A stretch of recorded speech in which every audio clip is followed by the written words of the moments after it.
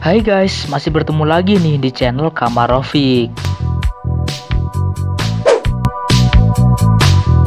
Tanggal 17 Agustus 1945 merupakan momen yang sangat bersejarah bagi seluruh warga Indonesia.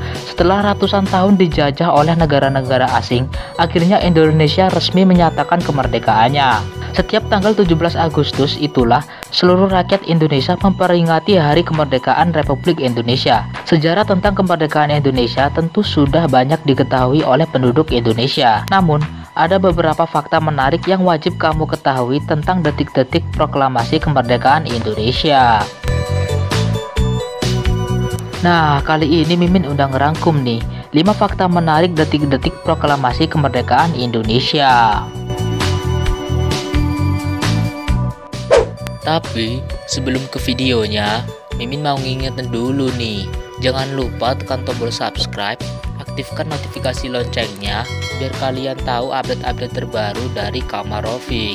Dan jangan lupa like dan share video ini ke teman-teman kalian supaya Mimin lebih semangat lagi bikin konten-konten yang menarik buat kalian semua. Let's go.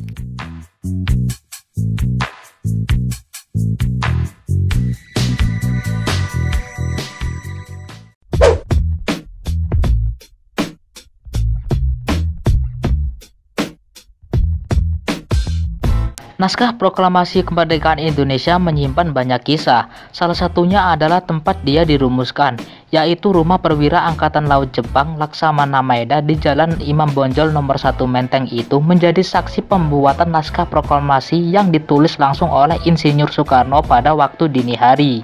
Sebelum menjadi tuan rumah bagi Soekarno-Hatta dan para tokoh kemerdekaan, Maeda sudah tinggal di Jakarta sejak 1930-an dan bersama beberapa orang Jepang lainnya. Mereka ditempatkan sebagai mata-mata.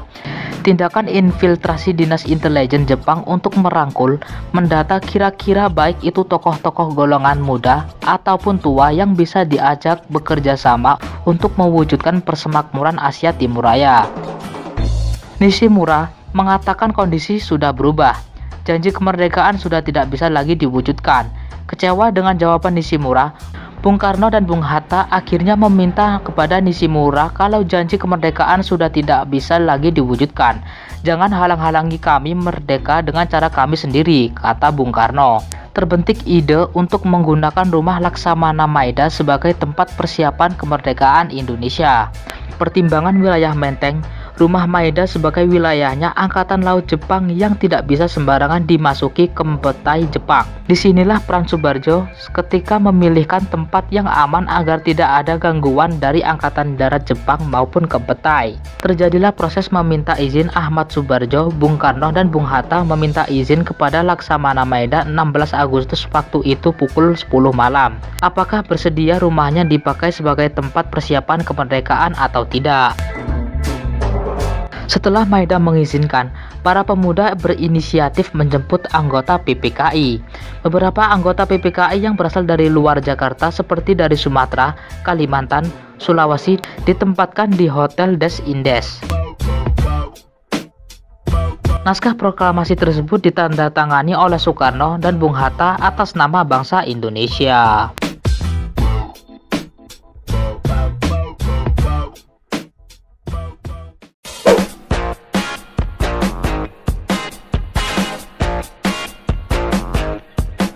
Sesuai perundingan dan perumusan naskah proklamasi di kediaman Laksamana Maeda rampung, Soekarno bergegas pulang. Ia tiba di rumah Jalan Pegangsaan Timur nomor 56 sekira pukul 5 waktu Indonesia Barat. Istrinya Fatmawati melihat gelagat aneh sang suami. Bung Karno seturut istrinya tampak lelah dan pucat. "Badanku tidak enak, aku sakit," kata Soekarno kepada Fatmawati. Aktivitas Soekarno terbilang padat. Sepulang dari Rengas Dangklok, Bung Karno bersama sejumlah tokoh berkumpul di kediaman Laksamana Maeda sedari malam tanggal 16 hingga jelang subuh tanggal 17 Agustus 1945. Apalagi bila sakitnya bertambah parah dan tidak bisa beranjak dari tempat tidurnya. Soekarno telah dijadwalkan membaca proklamasi kemerdekaan pada pagi harinya.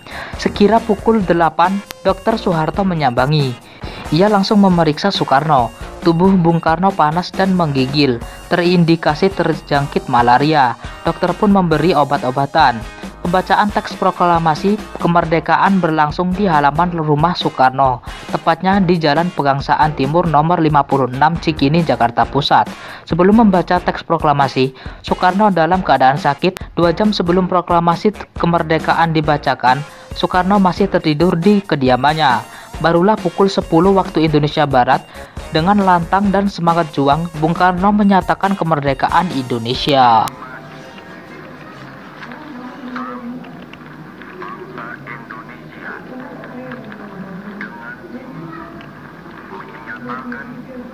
Kemerdekaan Indonesia.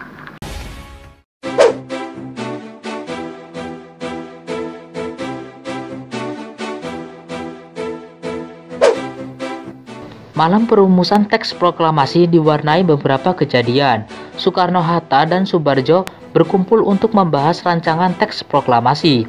Mereka berdiskusi dan berbagi pendapat. Soekarno lantas menulis kata-kata tersebut di secari kertas. Setelah selesai, naskah tulisan tangan Soekarno lantas dibacakan di hadapan hadirin, termasuk para pemuda.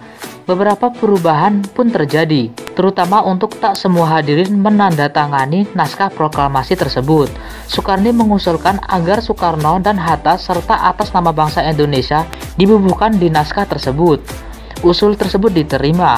Naskah tersebut lantas diberikan kepada Sayuti Melik untuk diketik.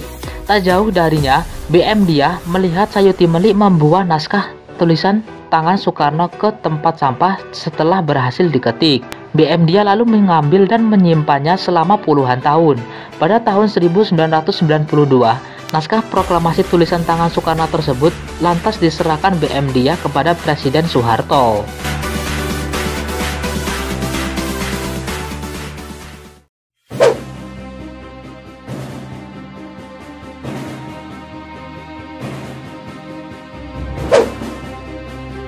Saat persiapan hingga berlangsungnya proklamasi, di Indonesia kala itu bertepatan pula dengan peringatan bulan Ramadan. Upacara kemerdekaan 17 Agustus 1945 ini berlangsung dengan sangat sederhana. Tidak ada protokol, bendera merah putih yang dikibarkan dijahit langsung oleh Fatmawati dan tiang benderanya pun terbuat dari batang bambu. Pemilihan tanggal 17 Agustus juga bukan tanpa alasan. Sebelum membaca teks proklamasi kemerdekaan, Soekarno meminta saran dari para ulama.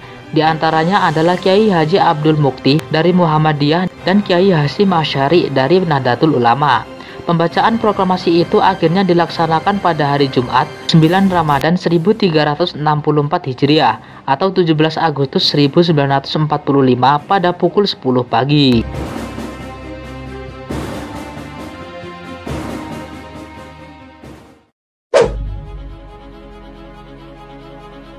Nah, itulah 5 fakta menarik detik-detik proklamasi kemerdekaan Republik Indonesia. Kami tidak akan pernah lupa akan semua perjuanganmu para pahlawan-pahlawanku.